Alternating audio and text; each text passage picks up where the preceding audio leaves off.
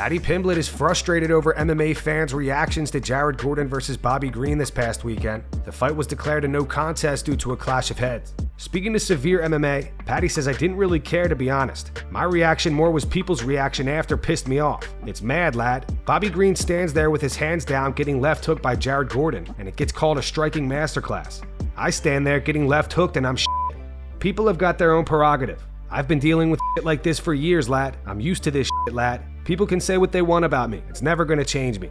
I'll be honest. I think the Julian Erosa fight was closer than the Jared Gordon fight. I think now personally, if we're using the new judging criteria, Julian Erosa would have beat me that night. Definitely. If that fight was when the judging criteria changed, I would have lost that fight.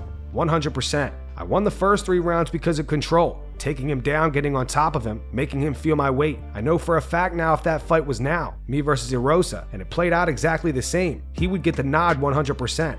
Just like I think with the Jared Gordon fight, he'd get the nod if it was like that then, because of the way he just held me in the 3rd round. I've watched the fight back with Jared. I think I won the first 2 rounds. The only round in my eyes that they could give to someone 100% is the 2nd for me. The 3rd round, he doesn't even do anything. He just pushes me against the cage, and the 1st round is close.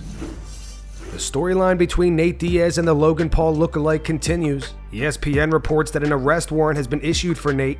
Diaz is not currently in custody. However, the New Orleans Police Department issued an arrest warrant Monday for Nate, who is being suspected of 2nd-degree battery.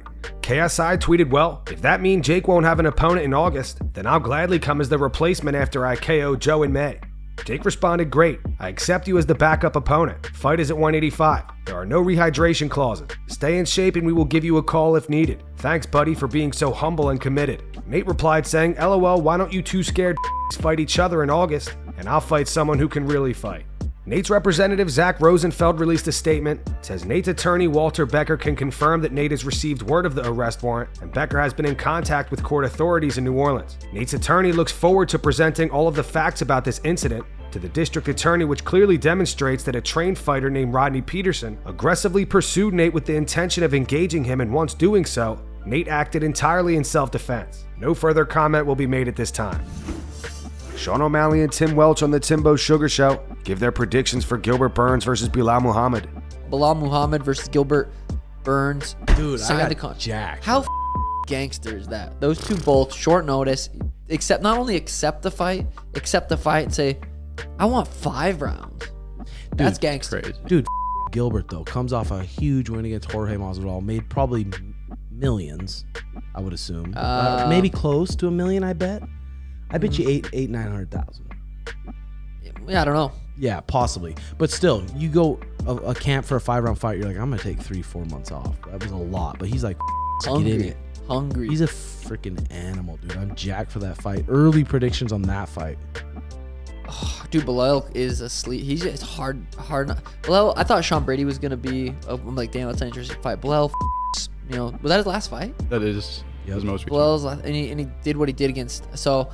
Yeah, who's Sean Brady's, who's a giant, very strong grappler too. Like, but also Gilbert Burns, dude, he's not afraid to just take a risk and just go and take a shot. And when some other people are like, big moment, scary, yeah, he's gonna get after it. It depends on, I mean, how big is Gilbert too? Back-to-back weight cuts like that are not. I don't think they're good for you. I think they could potentially affect performance. But I don't know. I don't really have an early prediction for that. I really like Gilbert Burns. I really like, actually I do. Gilbert Burns, Team Sandoval, baby, let's go. But I really like Belal. What do you got? I mean, Belal's is it Belal or Belal? In Abu Dhabi, who's like the gonna call him Habib. Can't even be. Remember the name, baby. Remember the name. Yes, sir.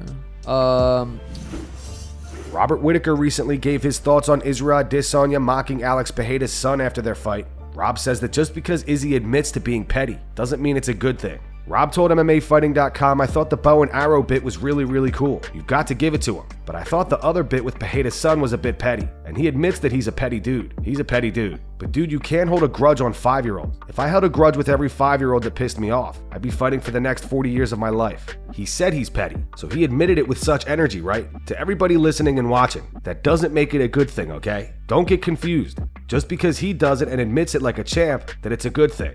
Don't be petty. It's not good. Following the drama with Nate Diaz this past weekend, Michael Bisping and Anthony Smith on the Believe You Me podcast speak on how they would react if they were in Nate's position. Bisping explains how he would handle it much differently now than when he was Smith's age. Bisping is 44, Smith is 34. I got assaulted on Bourbon Street, remember? Yeah. Some guy came up and just punched me in the face. Right. See, I'm always so worried. Like, that's why I try not to, like, I don't go to, like, really bars or clubs or anything like that, because I know me.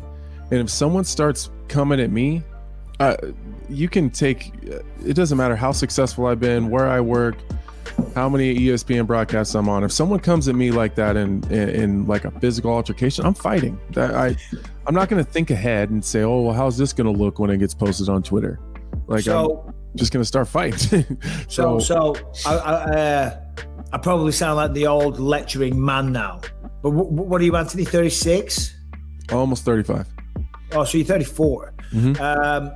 I think that will simmer down with age, because trust me, I was the worst one for that. I was very aggressive. I had a terrible temper. I was emotionally immature, and I was always losing my cool. You know what I mean? And always in a fight, if someone was coming at me like that, then damn sure it was on. And his buddies as well. Come on, the lot of you, let's go. But as I say, in New Orleans recently, I got punched in the face, and I literally just laughed at the guy and walked off. You know, because not every battle's worth fighting. And if you know that you know this guy's of no threat to you. Right. It is the Nate Diaz though. Every battle is worth fighting for. That is the true strength, I believe, to be able to just look at it and go, kiss my ass. Totally agree. And I just try to. That's why I just avoid those situations, because I'm just maybe it's because I'm still competing. You know, I still have a bit of an ego, so I just don't deal with disrespect very well. Yeah. So I just stay out of those situations for sure. Sure. But Nate Diaz seems to put himself in those situations or create them. A girl shows off an Instagram DM conversation between her and Jorge Masvidal. All right. Play any message. Washington's been on the bucket list for camping. Yo, shorty got Jorge Masvidal on her DM. Jorge says plan a camping trip. The girl responds, I was literally just at a backpacking trip last weekend, and you love it, but hell yeah, let's do it. Then Jorge sent her a voice memo. He wrote, that's everything. When can we go? Still catch summer till when? Don't BS me, girl, this my.